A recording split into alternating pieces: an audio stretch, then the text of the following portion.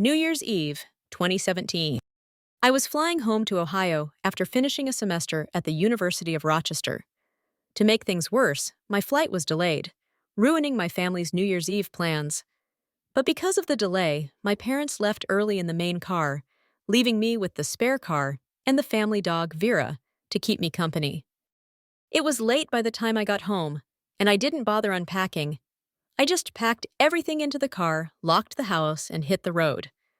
The drive wasn't anything special, just winding back roads, surrounded by dark fields and patches of forest, with only my headlights cutting through the black night. The snow had barely covered the ground, which I was grateful for since I hated driving in snow. About halfway into the trip, Vera started whining. At first, I thought she was just being needy, but then she stood up and began pacing. I let Vera out, not bothering to leash her since she wasn't far from the car. She sniffed around for a bit. Then I heard it. Something crashing through the woods. I jumped at the sound, and before I could even react, Vera bolted into the woods. My heart raced. I yelled for her to come back, but she didn't. She was gone in seconds. I couldn't leave her out there. I ran blindly into the woods, my phone flashlight barely lighting the way. I didn't know what she was chasing, but I didn't want to think about it. I just wanted to find her. After what felt like forever, I finally spotted her. She was crouched low, trembling, tail tucked between her legs. I've never seen her like that before. I ran over and hugged her, feeling a mix of relief and fear. Something had scared her.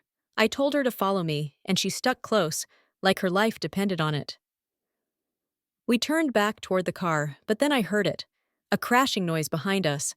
It sounded like something was following us. I didn't stop running, praying I was going in the right direction.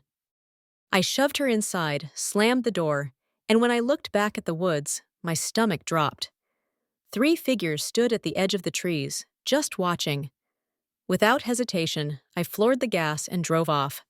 I didn't stop until I'd driven miles away. It wasn't until later that I noticed Vera was bleeding.